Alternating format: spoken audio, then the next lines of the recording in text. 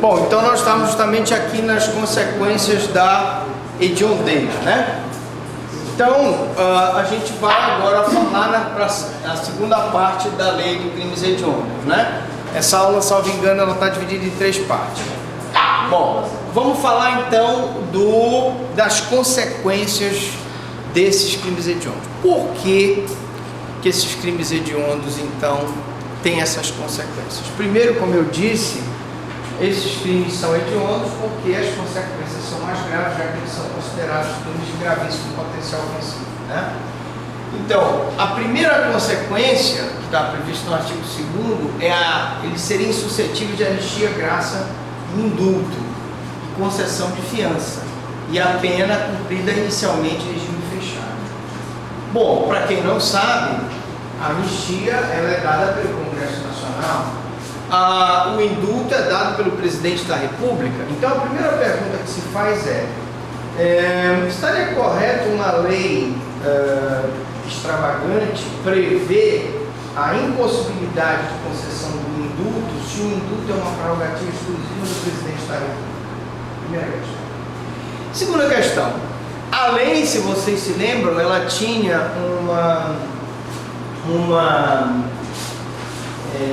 dispositivo da lei era: a pena é cumprida integralmente em regime fechado. Aí o Supremo veio, deu uma decisão de que esse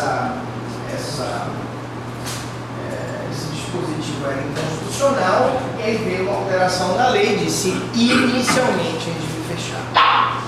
Mas essa progressão então é possível desde que, no caso, ele cumpra 2/5 da pena se for primário e 3/5 se for reincidente, observados os requisitos da LEP, que é a legislação penal, que exige também um bom comportamento para a progressão de regime. Então perceba que uma das primeiras consequências dessa hediondez é justamente o tempo de pena maior para cumprimento, para poder, então, ele ter o benefício da progressão, de sair do regime fechado para ir para o regime semiaberto e depois para o aberto. Em caso de sentença condenatória, o juiz deve decidir fundamentadamente se o réu pode apelar em liberdade.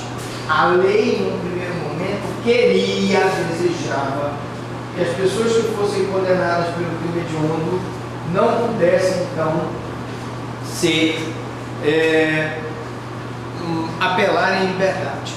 Ora, essa questão da apelação em liberdade é uma situação muito complicada, porque, na verdade, você tem que ver o seguinte: o que pesa sobre a questão da apelação em liberdade? Nós não podemos aqui generalizar. Às vezes o cidadão é primário, tem bons antecedentes, ele até pode ser condenado por crime hediondo, mas o direito dele de apelar em liberdade não deveria ser impedido pelo fato de ele ter praticado o crime hediondo. Portanto, hoje o entendimento é de que o juiz, mesmo numa situação de condenação por crime hediondo, deve fundamentadamente dizer se ele vai apelar em liberdade. Por quê? Porque em determinadas situações ele preenche os requisitos da prisão preventiva, indício de autoria, prova da materialidade, garantia da ordem pública ou econômica, a conveniência da instituição criminal para assegurar a aplicação da pena. E quando ele preenche esses requisitos, o ideal é que ele não apele em liberdade. Isso. Mas pela prisão preventiva, não condenatória, não é isso? Sim, porque a questão é aqui nós estamos ao direito dele apelar em liberdade. Ele só perderá esse direito de apelar em liberdade se estiverem preenchidos os requisitos da prisão preventiva, não pelo fato do crime ser hediondo. A prisão temporária também é uma questão do prazo, né? De 30 dias, prorrogável por igual período em caso de extrema e comprovada necessidade. Como vocês sabem, a regra geral da prisão temporária é de 5 dias, prorrogável por mais 5.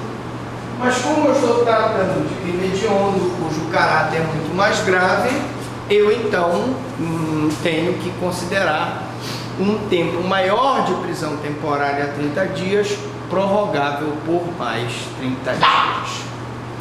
No caso de condenação de quadrilha voltada para a prática de crimes hediondos, a prática de tortura e tráfico ilícito de entorpecentes, que são crimes assemelhados aos hediondos, a pena é de 3 a 6 anos. Então, esse dispositivo aqui, na verdade, veio com uma pena na lei de crimes hediondos e a lei de droga modificou essa situação. Mas o participante ou associado que denunciar a autoridade ou bando da quadrilha, possibilitando o seu desmantelamento, terá uma redução de terço a 2 terços. Nós vamos, na aula de crime organizado, mostrar bem detalhadamente a questão da delação.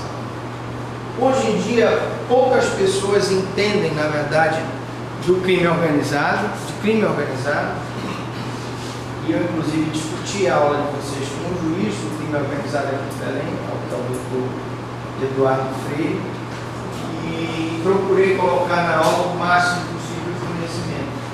Porque hoje em dia, são poucos os advogados especializados em ajudar o seu cliente numa delação premiada. O que nós estamos vendo aqui é uma delação premiada, em que o participante da quadrilha ou bando da associação criminosa, se ele, com a denúncia dele, ele possibilitar o desmantelamento dessa quadrilha, ele será beneficiado de 1/3 a 2 terços.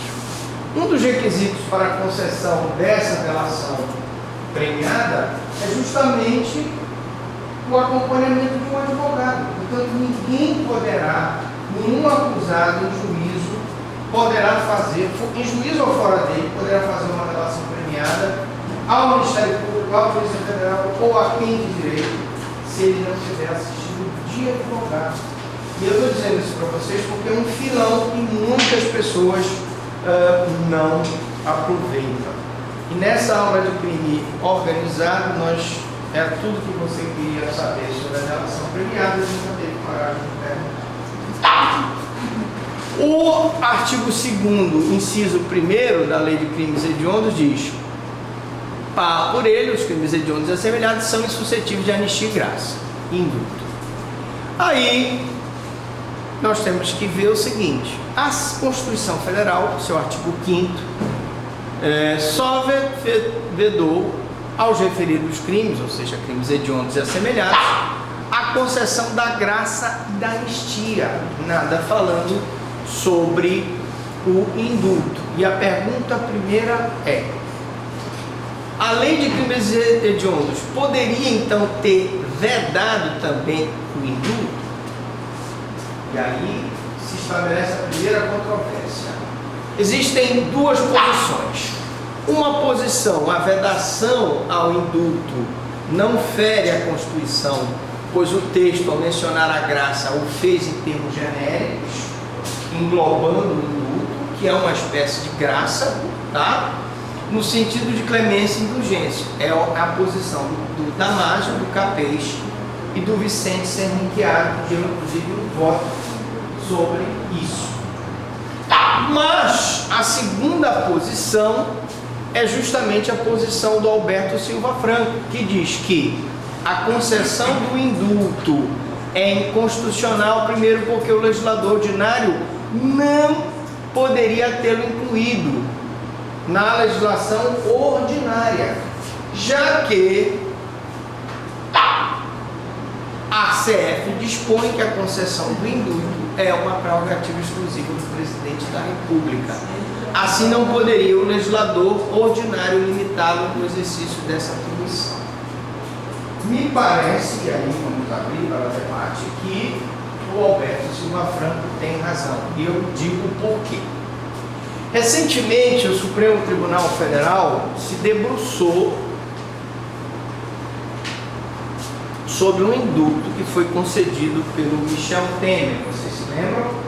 Esse indulto foi feito sob medida para os crimes de colarinho branco, de corrupção. Porque são crimes praticados sem violência ou grave ameaça, e que o presidente então resolveria indultar essas pessoas como forma de beneficiar todos.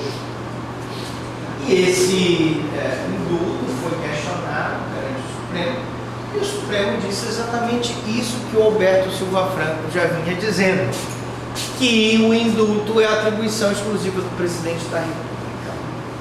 Mas, gente, mesmo que seja atribuição exclusiva do presidente da República, até o presidente da República está limitado pela lei, ele não pode pegar e indultar as pessoas, favorecer uma determinada classe de criminosos em detrimento de outras.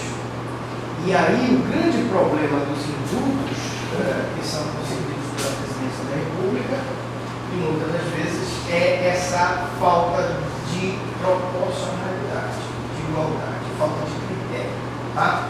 De qualquer modo, a lei de crime hediondo não pode, por ser atribuição exclusiva do presidente da República, estabelecer um limite ao exercício dessa atribuição. Na verdade, quando o Michel Temer ele assinou o indulto, a discussão foi que ele ampliou muito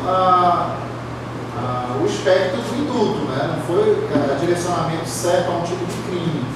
Que ele, na verdade, ele ampliou muito. Na verdade, na hora em que ele diz vai ser X, Y, Z, beneficiado porque não praticou por violência ou grave ameaça, e porque já cumpriu tanto da pena, 2/5 da pena, se não me engano, ele beneficiou quem? Ele não disse quem era, mas quem era. Isso sim, mas na verdade o que se discutiu na matéria foi a questão dessa ampliação que ele deu para o indulto em relação aos que os anteriores tinham feito. E não mas essa ampliação é a atribuição do presidente. Não, é justamente o que eu acho. É uma atribuição do presidente, é uma prerrogativa dele, e eu acho que o indulto está totalmente dentro do que se podia fazer. Mas está errado. Se foi muito alto a graça que ele concedeu, o próximo presidente vem e diz, olha, os condenados que não tiverem praticado crime de violência ou grave ameaça, já tiverem cumprido isso, no sexto da pena, no sétimo, no oitavo da pena.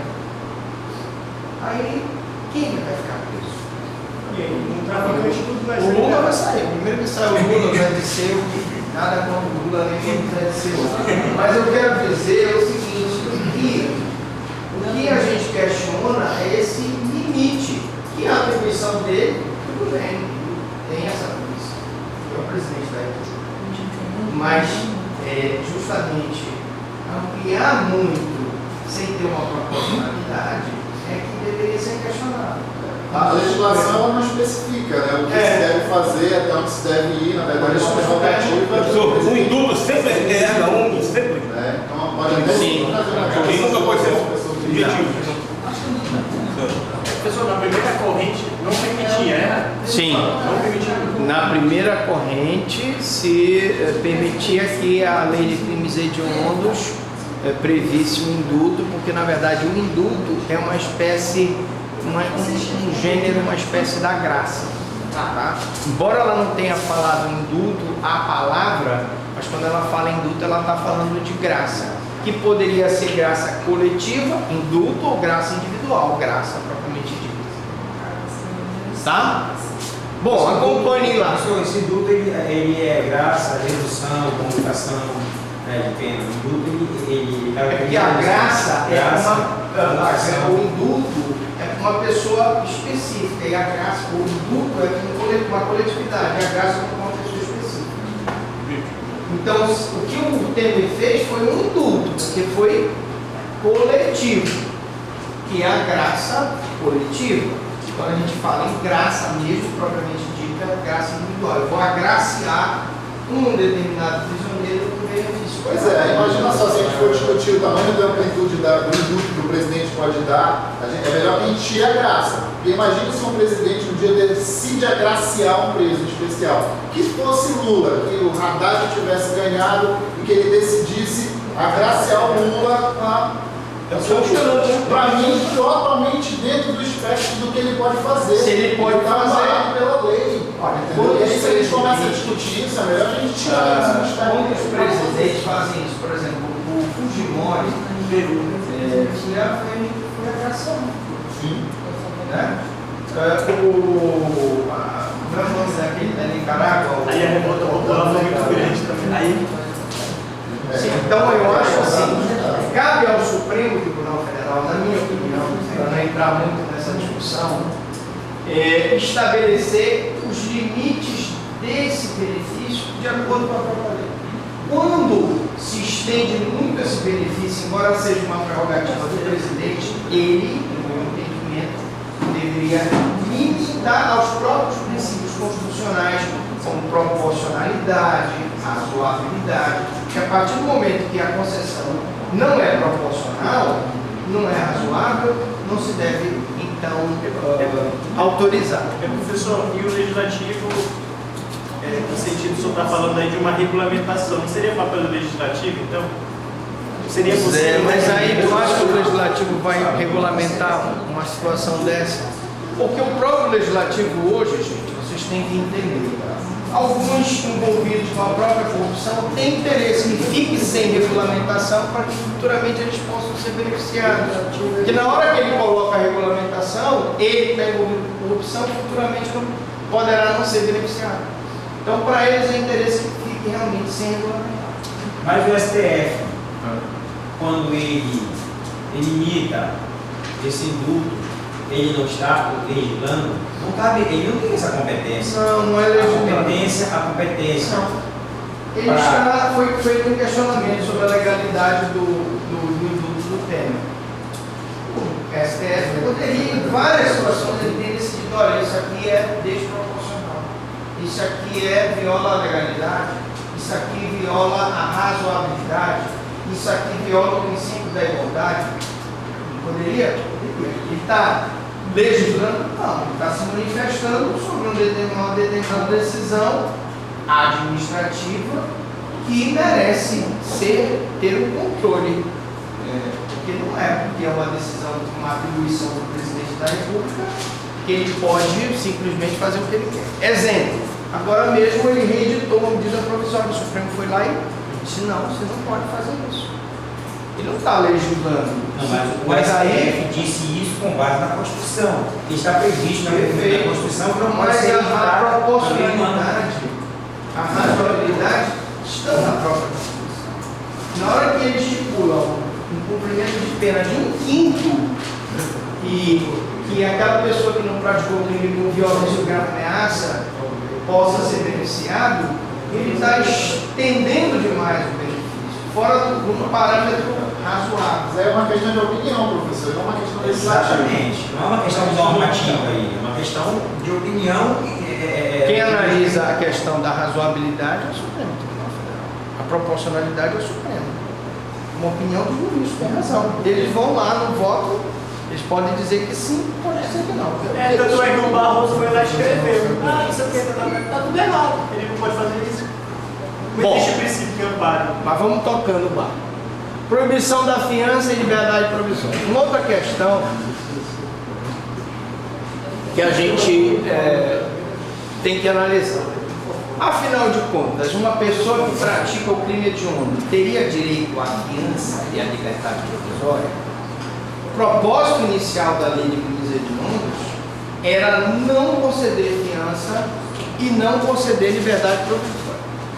No que tange a fiança, a proibição é praticamente inócua, porque ela não pode ser concedida, segundo o CPP, nos crimes punidos com reclusão cometidos com violência contra a pessoa ou grave ameaça. E praticamente todos os crimes hediondos são praticados com violência ou grave ameaça. Com essa vedação prevista no CPP, dos crimes hediondos, a exceção da epidemia com resultado morte que nós vimos e da falsificação ou corrupção de produtos medicinais, eles não são praticados com violência ou grave ameaça. E o tráfico? Sim, o tráfico, mas que é assemelhado, né? Então, essa questão aqui, e também, claro, o favorecimento da prostituição, todos os demais são cometidos com violência ou grave ameaça. Tá, mas para esses que não são cometidos com violência ou grave ameaça, em tese poderia ser concedida a fiança, desde que a pena não fosse superior a 4 anos. Os dois crimes que restaram são inafiançáveis em razão da pena mínima. Então, tudo bem, eles não são praticados com violência ou grave ameaça, mas a pena mínima não exige a concessão da fiança. Então, quer seja por um argumento ou seja por outro, eles não pode ser concedida a fiança. Mas em sede policial, né? Mas o juiz poderia conceder. Não, mas o Código de Processo Penal impede a concessão de fiança quando a pena em abstrato for superior a 2 anos. No caso, é 20 a 10 anos, respectivamente, a pena desses crimes. Então, a pena é muito alta para a concessão de fiança. O Código de Processo Penal impede a fiança se a pena em abstrato for superior a 2 anos. Não é a pena máxima 4 anos. Sim, 4 anos. Isso em sede policial, mas o juiz pode arbitrar fiança. Mas No arbítrio, geralmente. se o crime for praticado com violência ou grave ameaça, ou se a pena for superior a 4 anos, ele não vai. O delegado não pode arbitrar, mas o juiz pode. Mas ele não vai violar, isso que eu estou te dizendo, ele não vai violar esse dispositivo.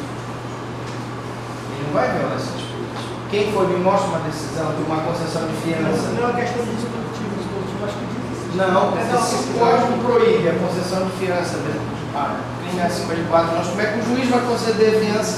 Eu acredito que a proibição ela é destinada somente à autoridade Você vê, olha aí. Vamos lá, enquanto tu pesquisas aí, vamos continuar. Proibição de fiança e liberdade provisória. Quanto à questão da liberdade provisória, nós temos a seguinte situação. Eu só vou impedir a liberdade provisória do indivíduo que praticou um crime hediondo ou assemelhado se ele estiver dentro daquelas hipóteses da prisão preventiva.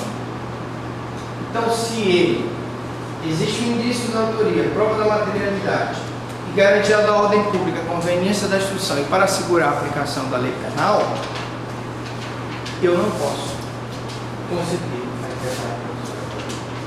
Muito embora a ideia era que a regra geral fosse a não concessão de liberdade para nenhum crime hediondo e assemelhado, hoje é possível a concessão da liberdade provisória.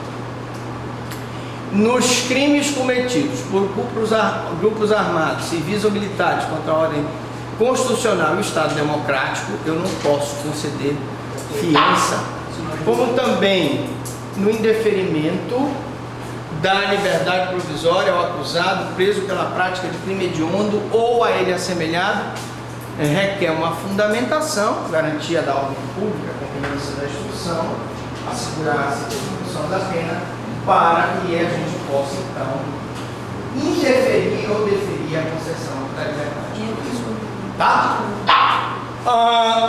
Então, aí eu tenho os requisitos da prisão preventiva como impeditivo da concessão da liberdade provisória, os princípios constitucionais do estado de inocência e da liberdade provisória não podem ser elididos por normas infraconstitucionais. A lei de crimes hediondos é uma lei infraconstitucional, razão pela qual o plenário do Supremo expressou o entendimento de que a regra proibitiva da liberdade provisória, prevista no artigo 44, não encontra compatibilidade com os princípios da liberdade provisória como regra do devido processo legal e da presunção de inocência.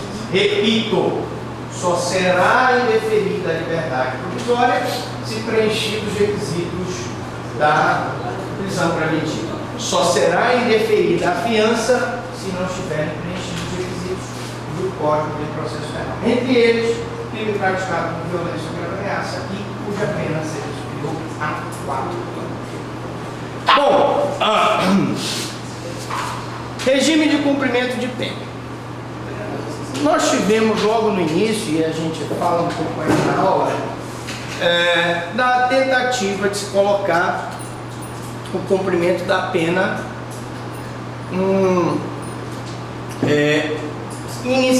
integralmente fechado. Então a lei, no primeiro momento, proibia a progressão de regime nos crimes hediondos e foi considerada então inconstitucional por violar o princípio da dignidade da pessoa humana e da individualização da pena. Uma pessoa humana que é condenada, ela tem direito a progredir de regime. E só um minutinho, já vou te dar a oportunidade para tu falar. E o juiz tem o direito a individualizar a pena. Ele achou uma decisão aí da fiança, por favor. Lê lá. É que ela fala que a autoridade policial somente poderá conceder fiança nos casos de infração e cuja infração cuja pena privativa de liberdade máxima não seja superior a 4 anos. Parágrafo 1. Nos demais casos, ou seja, independente do valor da pena, a fiança será requerida ao juiz que decidirá em 48 horas. Mas o juiz pode, eu estou dizendo que o juiz pode indeferir a concessão da fiança quando ele não for praticado com violência ou grave ameaça ou quando a pena é superior a 4 anos. Estelionato, por exemplo, não tem que haver pena. Sim. Da mesma forma que ele pode deferir, ele pode decidir a favor. Pode, mas não é a regra. Isso que eu pedi para ele foi, acho uma decisão do juiz concedendo a fiança de um crime que tenha sido, pronto, uma pesquisa para vocês. Achem um crime cuja pena é superior a 4 anos e que o acusado tenha praticado o crime com violência ou grave ameaça, o juiz concedeu a fiança. Acho, pode procurar na internet. Acho que, na verdade, a questão não é a decisão. A questão é que o dispositivo legal permite que o juiz conceda a fiança. É isso que eu estava querendo te falar. Sim, ele que pode. Não existe um dispositivo Ele legal pode positivo. mas Professor, estupro de vulnerável, equiparado a crime hediondo? Estupro de vulnerável é crime hediondo. Tá, beleza, eu tenho o caso. Tá. O juiz concedeu fiança, 948 reais. Bom, aí a decisão dele é correta? Para mim é um.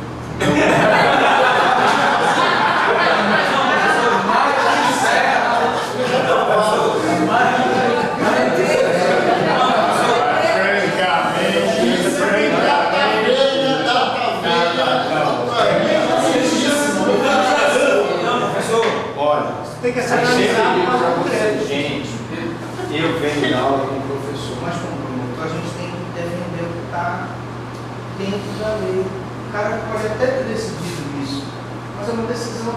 Está dentro da lei. Legal. Está dentro da lei. Legal. Bom, depois a gente continua. Vamos passando. Tudo bem, beleza. Pode, o juiz pode, mas não deve. Ah, não, aí já é um Pode, problema. mas não deve. Aí é um problema de foco íntimo. O promotor vai dar o parecer contrário. Eu darei o parecer contrário. Mas o juiz não é atrelado ao parecer. Não faço.